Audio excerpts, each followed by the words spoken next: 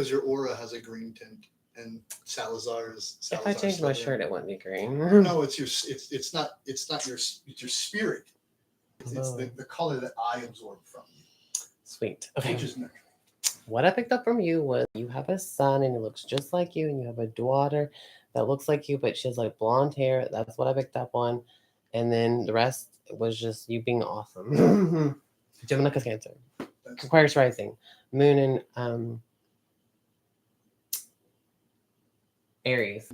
And then your Venus was in Gemini, your Mars was in Virgo, your Lilith was in Gemini, your North Node is in the 8th house, Libra, your 10th house is in Sagittarius, and your 4th house is in Gemini. And that's what I remember. The node of Scorpio. Yeah, your North Node, it was in the 8th house. But your North Node, it was in Scorpio, yeah, in the 8th house. So Libra. So you might pass away with fighting until you get exhausted and leave. And also kidney failure because of Libra, or an insurance policy murder because Scorpio does rule doing that to somebody else, offing somebody else or whatever. And that's what I remember. And your Mars is in Virgo, so you can pick people and details and analyze them and digest them with your mind or whatever real well. And your moon is in Aries, so you'd be like a tomboy and stuff like that. And your Saturn was in Pisces, so you're gonna learn forgiveness to your father. You probably would end up foster care kind of scenario, something, if anything, I don't know, but something like similar.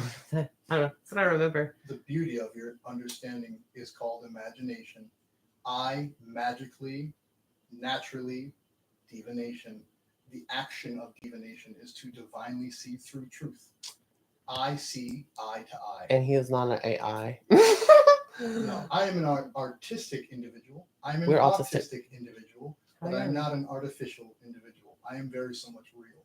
I am probably more real than the 99% of people that you could project. I agree. That's what I said earlier. I'm like, totally.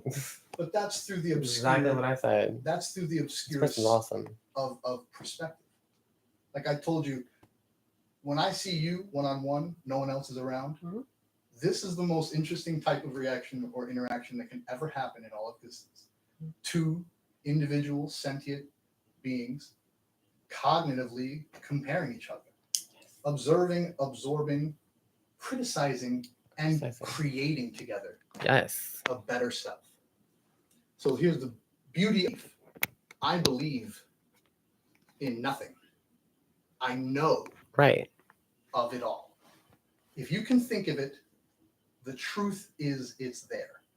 Because in you being and the ability to think, you then, as a man, have the magnification.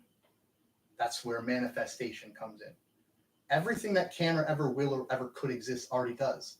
So when you manifest, you take a lens and you magnify and you attract, absorb, and amplify specific little things into your life or your worldview.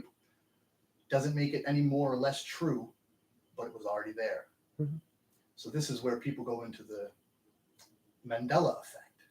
To be confused by things you thought were once one way and changed is an illusion of life, because nothing stays the same. Life doesn't change. Life is nothing. You are something of the nothing. You are something of life. You exist, but to what extent?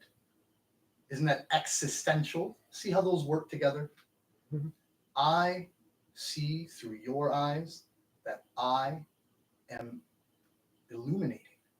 There's something you're getting in reflection that you are mind opening with. You're absorbing and growing your perspective of how you perceive. The beauty that you're blind to is that this light is your own. Right. This light is your... We're extensions of each other. It is your light. Specifically you, Dash. I am bound by blessing to continue to live, but I am cursed by creed to bless others. My life is set. My family jewels have been set in stone. I was literally told by God, revived by God, and hand walked through it in third person until my children were there. My life was blessed and I was doing nothing right. I was smoking meth.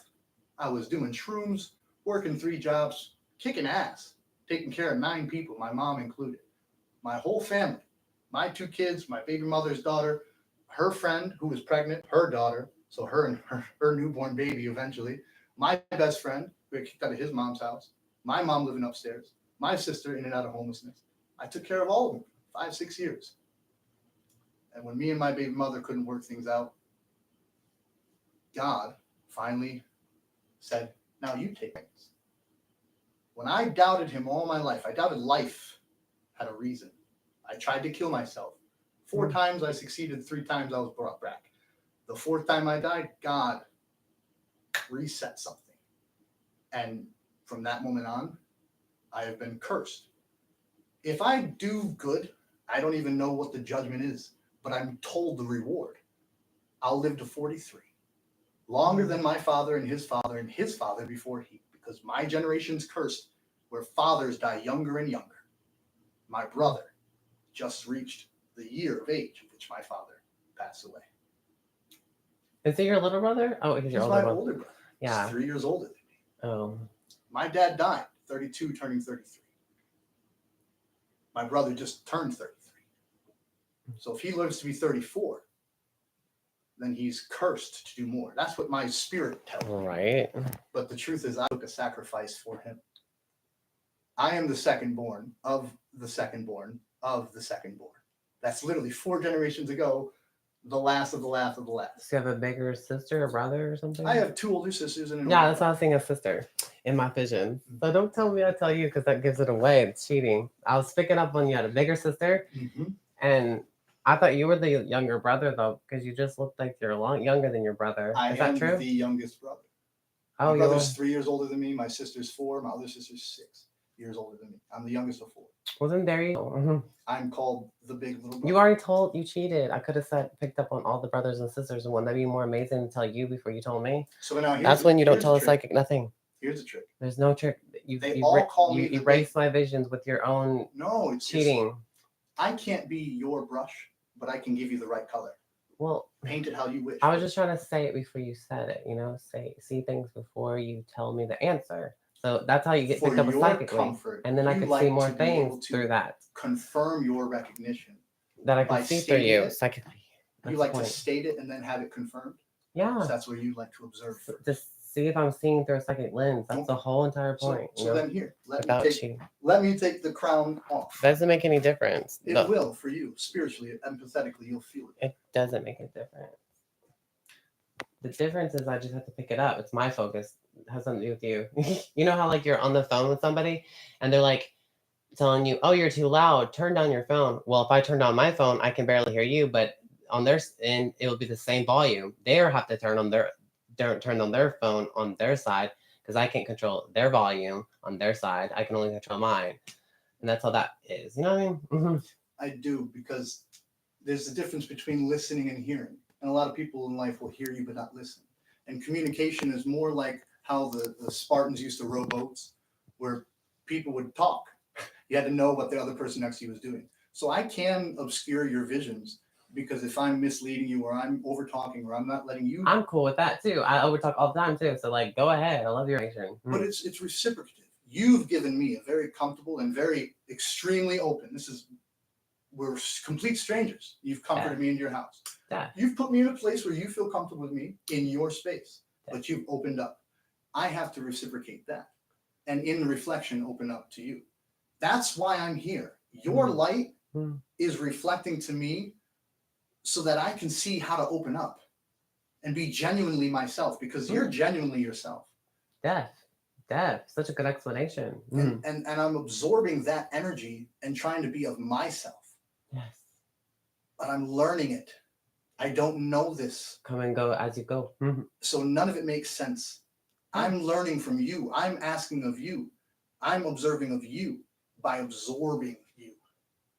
I want your energy to stain my perception so that I can look through that sheet called your sight. Go right ahead. And the remembrance of days and time spent with you to see how does his eye stain the grass.